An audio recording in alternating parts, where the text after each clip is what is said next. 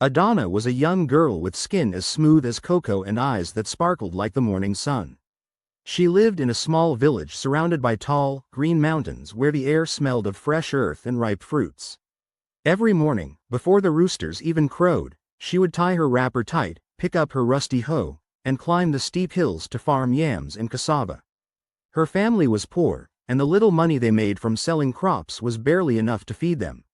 But Adanna had a secret dream, one she whispered to the wind as she worked under the hot sun. "One day, I will stand on a big stage, and the whole world will see me." Her best friend, Chitty, always laughed when she said this.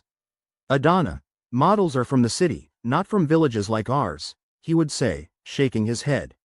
But Adanna didn't care. She would practice walking straight with a basket on her head, imagining it was a golden crown. Her little sister, Neka, adored her and believed in her dreams. "Sister, one day you will be the most beautiful model in the world," Neka would say, clapping her hands. One market day, as Adanna carried a heavy basket of vegetables to sell, a sleek black car rolled into the village. The whole village gathered around, eyes wide with wonder. Out stepped a tall man in sunglasses, his camera hanging around his neck. His name was Mr. Williams, a famous photographer from America. He was traveling across Africa, searching for unique faces to feature in a big international fashion show. The village chief welcomed him, and Mr. Williams explained his mission. "I'm looking for someone with natural beauty, someone whose face tells a story," he said. Adanna, who was standing at the back of the crowd, felt her heart race. She didn't dare step forward, but Neka, bold as ever, pushed her to the front. "This is my sister. She is the most beautiful girl in the village," Neka announced. Mr. Williams removed his sunglasses and stared at Adanna.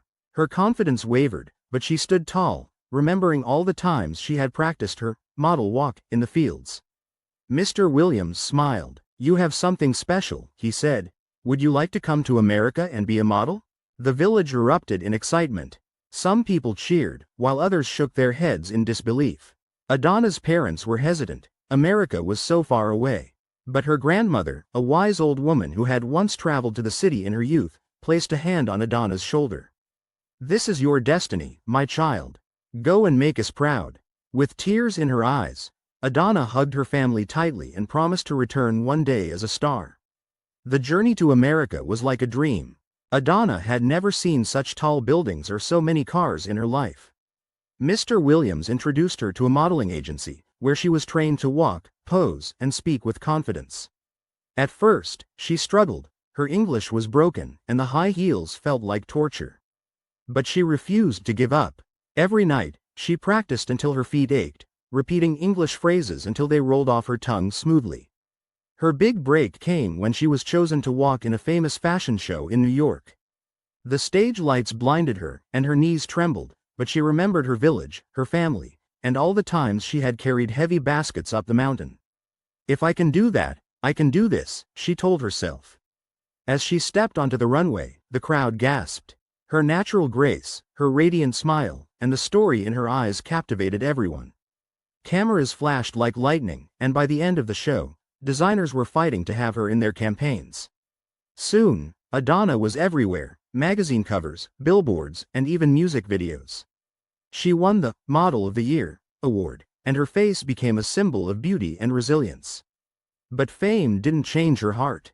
She sent money back to her village, built a new school, and even brought clean water to her people. Hollywood directors began casting her in movies, and before long, she was accepting awards on the biggest stages in the world. Years later, Adanna returned to her village, not in a rusty old bus, but in a grand car, wearing a dazzling dress. The entire village celebrated her like a queen. Chitty, now a successful farmer, laughed and said, "I guess models do come from villages." Adanna hugged him and replied, "Dreams have no address, my friend." That night, as the village danced under the moonlight, Adanna looked up at the stars and smiled. From the rocky farms of Nigeria to the bright lights of Hollywood, her journey had been long, but every step had been worth it.